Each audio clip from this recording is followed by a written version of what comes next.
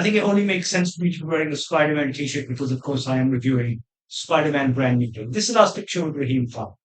Um, Spoilers ahead, okay? And if you want to avoid all of the spoilers, let me very quickly get into should you watch this in the cinema, should you stream it, or should you skip it? Of course, you can't stream it. And seeing as how everyone and their uncle and aunt have gone to the cinema to watch this movie because it's made a boatload of money, more money than, at least in its opening, than Avengers Endgame. Watch it in the cinema for sure. Not a skip. Considering what Marvel has been doing over the past couple of years, this is not a skip-worthy movie. This is something that you want to watch in the cinema. Okay, so Marvel's had a rough time of it, right?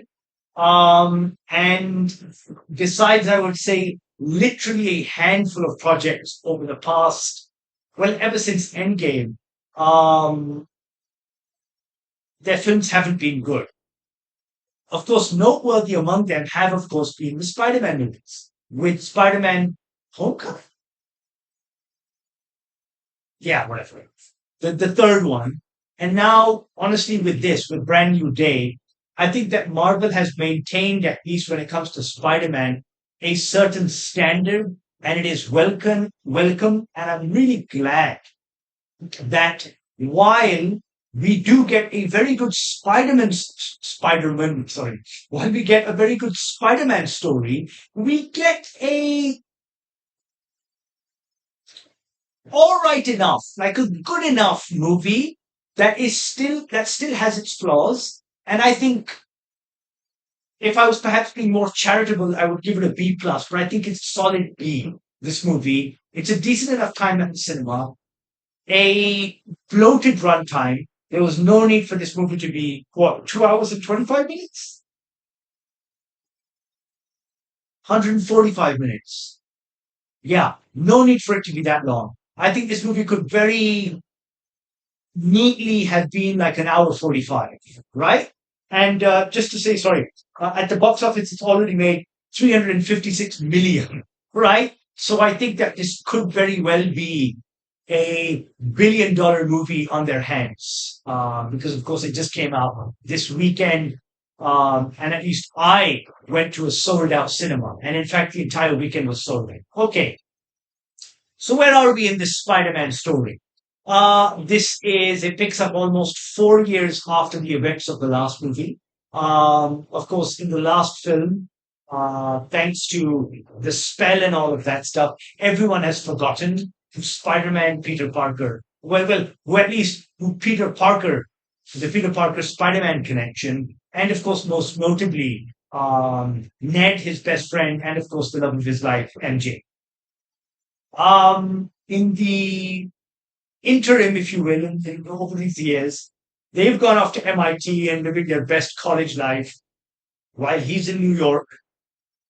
I'm not even sure what he does for a living. They don't even mention that because that whole Daily Bugle angle isn't there, strangely. He is, of course, fighting crime and he's gotten to a point where, like, he is your friendly neighborhood Spider Man. People love him. The cops cooperate with him. And yeah, he's celebrating. He's welcome. Um, Now, I did say that this movie has spoilers ahead. Sorry, this review has spoilers ahead. So essentially, what this movie is that first of all, of course, it is an attempt at, well, I wouldn't say reintroducing Spider-Man because, of course, you already know who he is. But I mean, in trying to get him back with MJ and Ned, it's that, number one. But then, and here's your spoiler. So I mean, if you don't want to watch it beyond this point, turn it off. This movie serves as your very first introduction of the Marvel Cinematic Universe to, drumroll please, the X-Men. Yes. So he encounters a as yet to be determined villain who has the ability to sort of possess people. And they have a hard on for damage control. Because apparently damage control, I mean, since it's been introduced in the comics and even in the movies and shows and stuff like that, they're always up to no good, even though ostensibly they're meant to sort of, again, damage control. So this person is trying to, sort of find somebody. And Spider Man is, of course, caught in the midst of this, number one. Number two, he's going through some changes because now this is a much older Peter Parker. He's a young adult. I mean, when we last got him, still in high school and stuff like that. This is now 4 years later, so he's in his 20s. And sort of young adulthood means that his mutation is mutating. And we see that sort of the arachnid is slowly announcing itself. Like it's even more pronounced, right? Then of course you have that entire angle of Mary Jane and Ned, MJ coming back into the picture. So you've got all of these different things going on. Um, Along the way, of course, we get to meet Bruce Banner, played by Mark Ruffalo again. And that sort of chance meeting between Bruce and Peter leads him to create, and this is so ironic because the thing is that he has spelled the doom of mutant kind with this. He creates the inhibitor column, which we all know, of course, uh, isn't great for mutants or anyone who has special powers abilities. We learn, of course, that this individual who is able to hop, skip, and jump from mind to mind is none other than Jean Grey. That's right.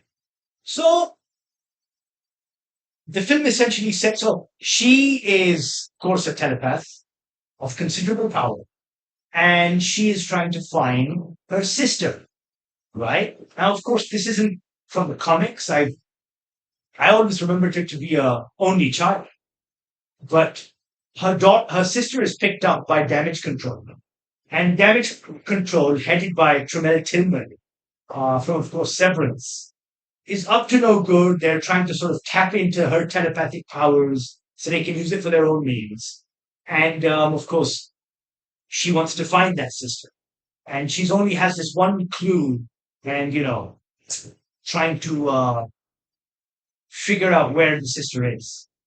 Unwittingly, Spider-Man kind of helps capture her, and that leads to everything else. Okay, we also in this time around have as a I would say sidekick, but more as a foil, and that is Frank Castle, the Punisher, played by John Bernthal, who I have to say, out of all of his appearances recently, whether in The Bear or in that 1 hour Marvel special of The Punisher or as Menelaus in The Odyssey, this has to be his best performance of the year. Everything else kind of sucked, but this is something that I can actually tolerate, or even in Daredevil. This is what I can tolerate. And I really like the dynamic that they do set up between him and Spider-Man. It's good. Um, so that's essentially the plot of your movie. I may have spoiled it for you, but again, I did mention that there were spoilers ahead. And I think that therein, as they say, lies the rub. Because in introducing this villain, not villain, Jean Grey, who is kind of justified interactions, but goes about it sort of in an explosive way. I fear that they've kind of like brushed off like certain elements of her plot. Like people clearly died in doing what she did. There is no way that no one was injured or hurt. And while I mean, sort of, we're always rooting for the mutants. The movie kind of like just they're like, it's okay, whatever. And that's what it does with a lot of the subplots in this movie, which I really didn't like. For example, when it comes to introducing, of course, Bruce Banner, the Hulk. Now, in this, of course, because of his changing, his mutation, he goes to Bruce seeking help. So we have an introduction there. And of course, we have an introduction of this whole sort of his body changing element there too. That's one. Then, of course, we go on to the midpoint set piece, which is Jean taking over the Hulk's mind and him rampaging. And I have to say, after many a year of seeing the Hulk on screen, the form that they have of him in this is really cool. It reminds me of Ed Norton Hulk, but this guy is like towering. He's like almost 8 feet tall. He's really good. I mean, he looks great, which is why I was like, why doesn't this guy, when is he going to get his own movie? It's a shame that he's always being used for like, these cameos, but I think that we deserve a Hulk TV show or even a movie, man. Give it to him. Okay. So there's that. Then of course that's the end of it. Like, we never see the Hulk or Dr. Bruce or Bruce Banner after that. They don't even address like what happens in the aftermath, which is a shame. And that's exactly what they kind of do with his mutation as well. Like it's something that's kind of there along the way. We kind of get a hint that sort of as he's now sort of becoming an adult, his mutation is like sort of going into like overdrive and sort of it is up to him to control, blah, blah, blah, blah, blah. And then, of course, it is him to accept. But that's just it. Sort of, there's that one moment where he has sort of like his hero moment. And that is all that we are given in terms of this particular subplot. There is no closure. That is where I feel, I mean, those were like, two sort of the subplot failures of the script. But I think one of the main kind of failures of the script is the film doesn't have a significant antagonist. Yes, we kind of have Jean Grey, who honestly initially reminded me of Farouk. What is it, The Shadow? What is it? Man, I can't do it right now. Waste your time. But you know who I'm talking about. Like, I mean, this person who kind of is, we get a hint that they're a telepath and they're literally violating people. In this case, MJ. I mean, it's menacing. It's kind of very morally questionable. And you don't expect that of Jean Grey, right? But then, I mean, they kind of explain it away back, like, she's kind of justified in what she's doing. But that sort of menace that we have initially is gone by the second half after we learn of her motivations. That's where I feel this movie is lacking in that it does not have a decent enough villain. We had very good villain in the form of, the Rogues Gallery in the last movie, and of course Willem Dafoe. Then we had what was it called? Jake Gyllenhaal as Mysterio, and what was it? Michael Keaton as the Vulture. But here we don't have a significant enough villain, so that's another issue that I have. I also don't have. I also have an issue that they want consequences. Like again, I said there's a lot of destruction, and by that I can also imply that there's also death, but there are no consequences. Right. The movie, as I said, could have very easily been cut down by half an hour. There's a lot of like excess parts that we really don't need. Um, of course, I started off this review by saying that the film is a great Spider-Man story, and it is because you know the movie starts off with, despite Peter Parker's like sort of almost dreary personal as Peter Parker, as Spider-Man, he's doing swimming, he's doing great.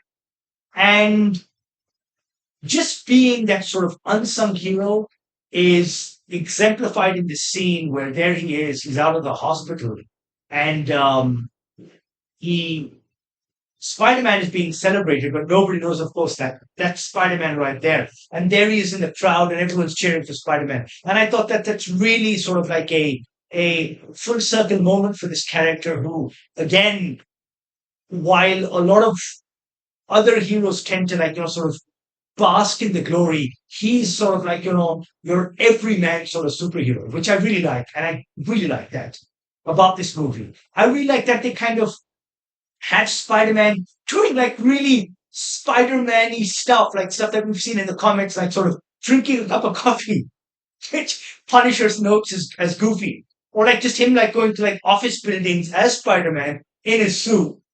I really like those aspects of the film.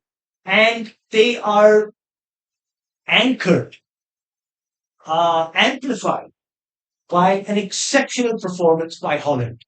He's really good in this. Even though he had a really bad turn of it in The Odyssey, he was completely, terribly miscast in that.